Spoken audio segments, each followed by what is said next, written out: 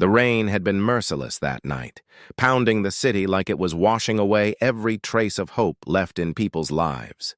Inside a tiny apartment on the third floor of a crumbling building, Daniel Hayes sat on the edge of his couch, his shirt sleeves rolled up, staring at the flickering light bulb above. His 7-year-old daughter, Lily, was asleep on the couch beside him, her school books still open, crayons scattered across the table. Daniel's eyes were tired, those of a man who had seen too much struggle yet refused to give up.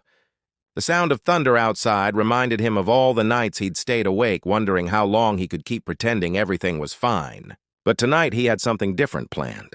A blind date, his first one in almost 5 years. He hadn't wanted to go, but his co-worker insisted.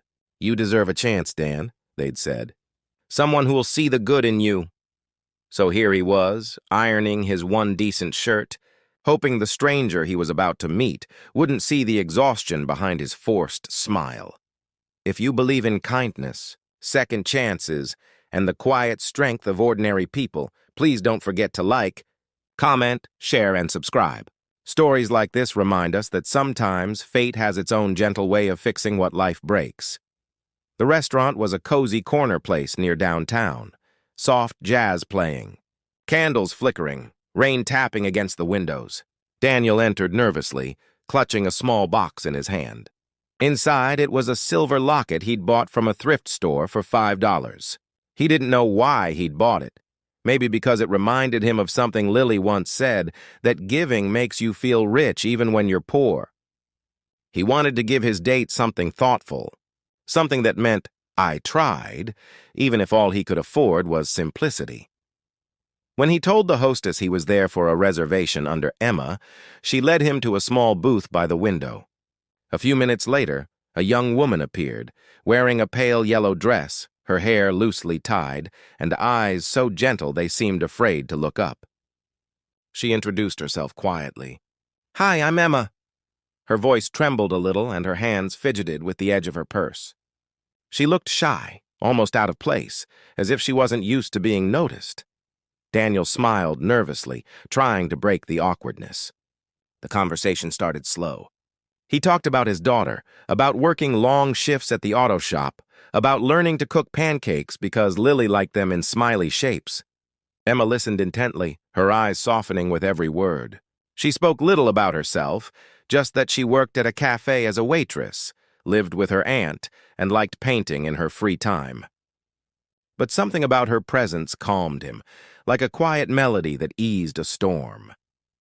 As the evening went on, Daniel noticed she wasn't like anyone he'd met before. She wasn't pretending, wasn't judging.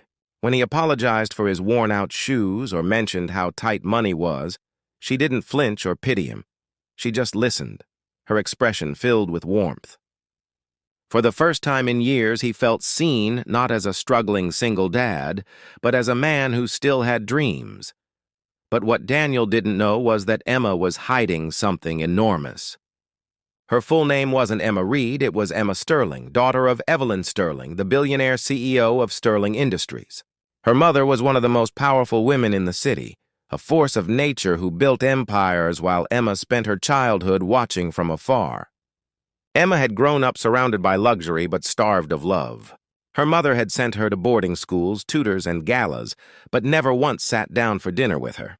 After college, Emma rebelled against that cold world. She wanted to understand people, real people. So she left her mother's mansion quietly one night, took a fake name, and started working as a waitress at a small cafe near downtown, just to feel what life was like outside the glass walls of privilege. Meeting Daniel wasn't planned. Their mutual friend, a co-worker of Daniel's, who also happened to visit Emma's cafe often, had set it up. She thought they might be good for each other, two gentle souls needing connection. And she had been right. Emma hadn't expected to feel this way, to feel moved by his simplicity, his laughter, his devotion to his daughter. He talked about love not as a word, but as a promise, and every story he told made her heart ache for the world she'd run away from. After dinner, Daniel walked Emma to her car, holding an umbrella for her. The rain had softened into a drizzle, and the streetlights shimmered on the wet pavement. "I had a great time," he said quietly, his breath visible in the cold air. she smiled, clutching the small box he had given her. "Thank you," she whispered, her eyes glistening. When she opened the box and saw the locket, her lips trembled. Inside it was a tiny picture of a heart drawn in pencil, and the words, "Every heart deserves a home." That night, Emma cried in her car before driving away. No one had ever given her something that simple yet so full of meaning. She went home thinking about Daniel and his daughter, about how pure love could be when it wasn't wrapped in gold. Days turned into weeks. Daniel and Emma began seeing each other more often. Coffee on Sundays, park walks with Lily, quiet dinners after Daniel's shifts. Lily adored Emma instantly. She called her Miss Sunshine because she said Emma smiled like the morning. For Daniel, every day with Emma felt like a small miracle. He'd stopped believing in luck long ago, but now he found himself hoping again, hoping that maybe, just maybe, life was finally being kind. But happiness, as Daniel knew, was fragile. One evening, Emma didn't show up at the cafe they usually met. She didn't text, didn't call.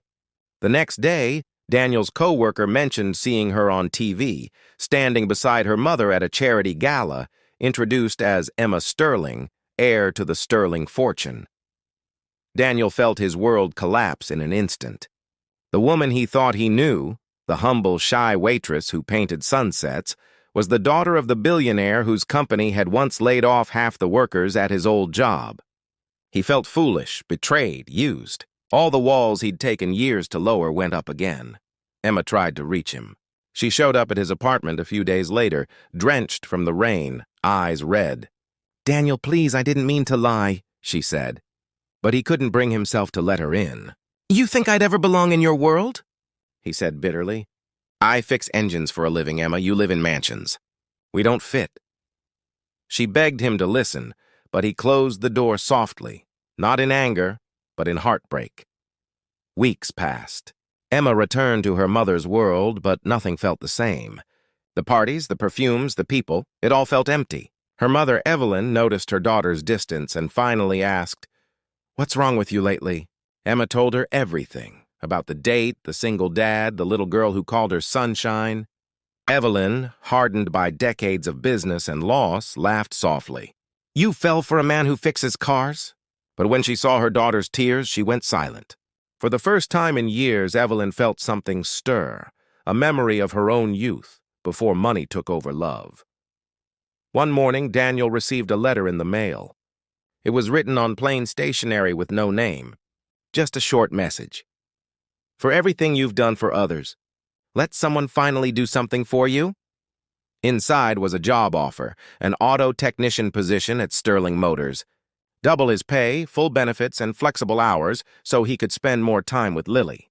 He wanted to refuse, but the thought of his daughter's smile made him accept.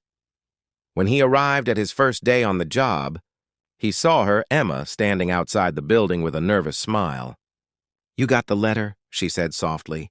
He froze, unsure what to say. "My mom runs this division," she continued. "I told her about you, about how you fix things not just with tools but with heart. She wanted to meet you."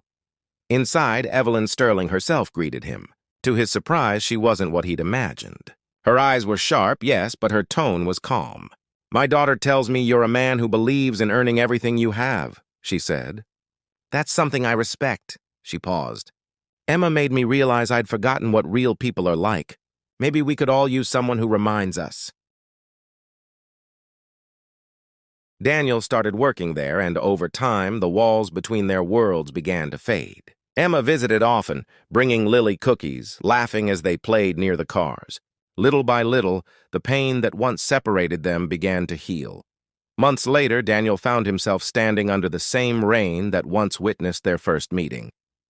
He walked to the cafe where everything began, holding the same umbrella. Emma was there, waiting by the window, her hands folded, eyes glistening. "I never wanted your money," he said quietly as he sat down. "I just wanted to believe that love didn't care who we were." She smiled, tears falling freely. "And I never wanted to be a billionaire's daughter," she whispered. "I just wanted to be someone who deserved your heart." He reached across the table, taking her trembling hands. Outside, the rain turned into a soft drizzle again, washing away everything old and painful. By the end of that night, when Daniel walked her home and Lily ran into her arms, shouting, "Miss Sunshine!" it no longer mattered who came from where. All that mattered was the feeling that they had found something worth keeping, something rare and real in a world that often forgets what love truly means. If this story touched your heart, if you believe love can bridge worlds, heal pain, and remind us that kindness still exists, please like, comment, share, and subscribe. Your support keeps stories like these alive. And before you go, comment below. Would you give love a chance if it came from a world so different from your own? Because sometimes the richest hearts are found in the humblest places, and the most beautiful love stories begin when two broken souls finally find home in each other.